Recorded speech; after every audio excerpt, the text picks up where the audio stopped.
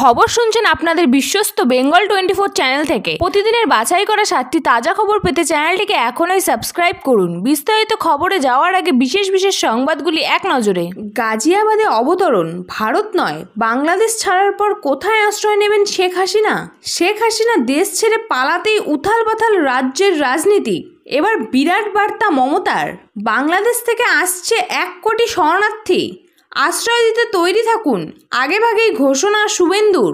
Ration দুর্নীতি মামলায় নয়া মোড়, বালুর নয়া কীর্তি ফাঁস করল ইডি।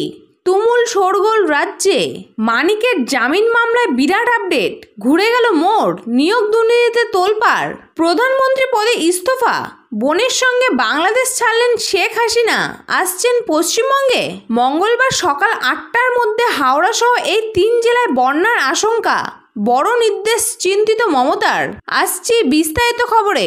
প্রবল আন্দোলনের মাঝে সোমবার প্রধানমন্ত্রীর পদ থেকে ইস্তফা দিয়েছেন শেখ হাসিনা। এদিন পদত্যাগ করার পর বোন রেহানাকে নিয়ে দেশ ছাড়েন তিনি। সূত্রের খবর, সন্ধ্যা 6টা নাগাদ দিল্লির উপকণ্ঠে গাজিয়াবাদের হিন্ডন বায়ুসেনা ঘাঁটিতে অবতরণ করে মুজিব কন্যার বিমান। কোথায় আশ্রয় নেবেন শেখ হাসিনা? সূত্রের খবর, কিছুক্ষণ আগে হিন্ডন এয়ারবেসে বাংলাদেশের বায়ুসেনার একটি কর্গ অবতরণ করে। সেখানে ছিলেন হাসিনা এবং তার বোন রেহানার সঙ্গে ছিলেন কয়েকজন অফিসার। প্রথমে শোনা গিয়েছিল দিল্লির বিমানবন্দরে নামতে পারে বাংলাদেশের সদ্য প্রাক্তন প্রধানমন্ত্রীর বিমান, তবে শেষ অবধি গাজিয়াবাদ এয়ারবেসকেই বেছে নেওয়া হয় বলে খবর। সূত্র মারফত জানা যাচ্ছে, গাজিয়াবাদে হিন্ডন এয়ারবেসে হাসিনার বিমান নামলেও তিনি এদেশে আশ্রয় চাননি। তাই এখন থেকে মুজিব কন্যা কোথায় যাবেন তা নিয়ে শুরু হয়েছে বিস্তর জল্পনা।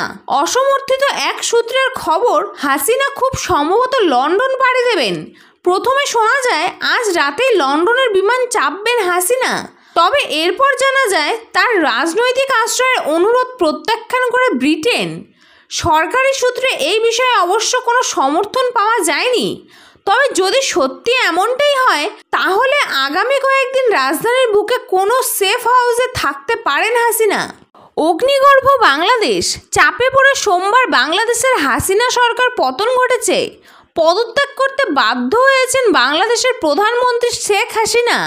দেশের আমজনতার লাগাতার বিক্ষোভে পরিস্থিতি নিয়ন্ত্রণে বাইরে চলে যাওয়ার ইস্তফা দিয়েই দেশ ছেড়েছেন, পালিয়েছেন তিনি। বর্তমানে গোটা দেশের নিয়ন্ত্রণ রয়েছে সেনাবাহিনীর হাতে। এদিকে পড়শি দেশে উদ্ভূত পরিস্থিতি নিয়ে এবার মুখ খুললেন মমতা বন্দ্যোপাধ্যায়।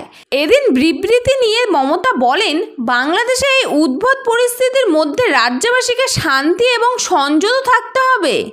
মমতার কথায়, সাধারণ মানুষকে আমি শান্তি ও সংযম থাকার অনুরোধ করব। এই নিয়ে কেউ কোনো প্রয়োজনায় পা দেবেন না, এটা দ্বিপাক্ষিক ব্যাপার। কেন্দ্রীয় সরকারের নির্দেশ মতো কাজ করব আমরা।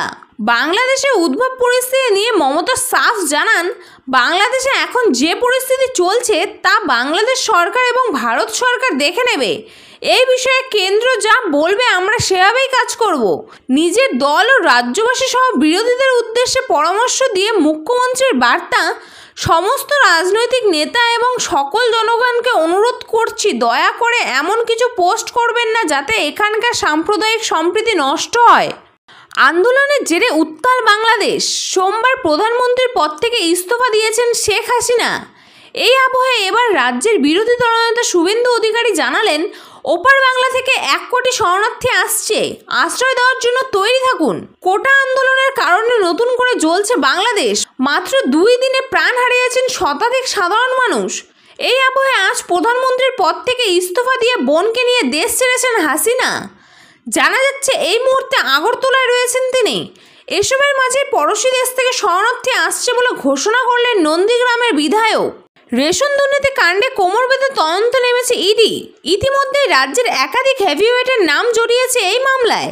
গ্রেফতার হয়েছেন পশ্চিমবঙ্গের প্রাক্তন খাদ্যমন্ত্রী জ্যোতিপ্রিয় মল্লিক। এবার তার নয়া কীর্তি ফাঁস করল কেন্দ্রীয় তদন্তকারী সংস্থা। সম্প্রতি জ্যোতিপ্রিয় ওরফে বালু হিসাবরক্ষক শান্তনু ভট্টাচার্যের বাড়িতে তল্লাশি চালিয়েছিলেন গোয়েন্দারা। সেখানে তল্লাশি চালানোর সময় বেশ কিছু সংস্থার নথি পেয়েছেন তারা। জানা যাচ্ছে ইএইচ গ্রুপ অফ কোম্পানির অধীনে থাকা 13টি সংস্থার হদিশ মিলেছে। সেখানে পার্টনার হিসেবে রয়েছেন প্রাক্তন খাদ্যমন্ত্রী এবং তার পরিবারের সদস্যর নাম। নিয়োগ দুর্নীতি নিয়ে ফের একবার প্রশ্নের মুখে তদন্তকারী সংস্থার ভূমিকা। গত 2 বছর থেকে শিক্ষাক্ষেত্রে দুর্নীতি তদন্ত চালাচ্ছে কেন্দ্রীয় তদন্তকারী সংস্থা ইডি, সিবিআই। এই সময়ের মধ্যে বহুবার তদন্তকারী সংস্থার তদন্তের গতি নিয়ে প্রশ্ন উঠেছে আদালতে। এবারও সেই একই ঘটনার পুনরাবৃত্তি। এবার মানিক ভট্টাচার্যের জামিন মামলার প্রশ্নের মুখে ইডি। এদিন কলকাতা হাইকোর্টে মানিক ভট্টাচার্যের জামিন মামলার শুনানি ছিল। সোমবার বিকাল 3টায় এই মামলার শুনানি হওয়ার কথা ছিল কলকাতা হাইকোর্টের বিচারপতি শুভ্রা ঘোষালের এজলাসে। ইডি তরফে বক্তব্য জানানোর কথা ছিল, তবে ইডির তরফে মামলা পিছিয়ে দেওয়ার জন্য আবেদন করা হয়। উত্তাল বাংলাদেশ। বিগত বেশ কিছুটা সময় ধরে ওপার বাংলার সরকার বিরোধীরা আন্দোলন চলছে।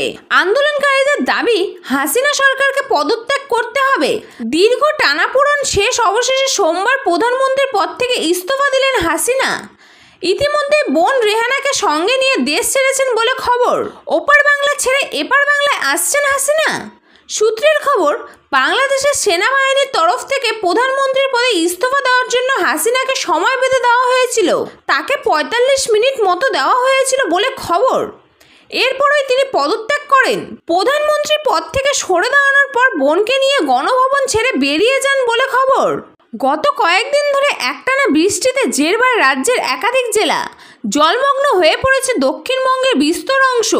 এরই মাঝে মঙ্গলবার প্লাবনের আশঙ্কা। ঝাড়খণ্ড, তেনুঘাট ও পাঞ্চায়েত জলাধর থেকে জল ছাড়া হচ্ছে। এর জেরে আগামীকাল প্লাবিত হতে পারে হাওড়া, হুগলি, পশ্চিম মেদিনীপুরের বিরাট অংশ, যা নিয়ে ক্রমশ বাড়ছে উদ্বেগ। ইতিমধ্যে পরিস্থিতি মোকাবিলায় মন্ত্রী ও স্থানীয় বিধায়কের ওইসব এলাকায় বিশেষ নজরদারির নির্দেশ দিয়েছেন মুখ্যমন্ত্রী মমতা বন্দ্যোপাধ্যায়। হাওড়া সহ এই 3 জেলায় বন্যার আশঙ্কা। সোমবার মুখ্যমন্ত্রীর নেতৃত্বে রাজ্যের মন্ত্রিসভার বৈঠকে বাংলায় প্লাবন পরিস্থিতি নিয়ে আলোচনা হয়। সেখানে ভয়ঙ্কর আশঙ্কার কথা জানান মুখ্যমন্ত্রী। তিনি বলেন, তেনুঘাট ও পাঞ্চায়েত জলাধার থেকে যে জল ছাড়া তার জেরে আগামীকাল সকাল 8টার মধ্যে হাওড়া, হুগলি ও পশ্চিম মেদিনীপুরের বিরাট অংশ প্লাবিত হতে পারে।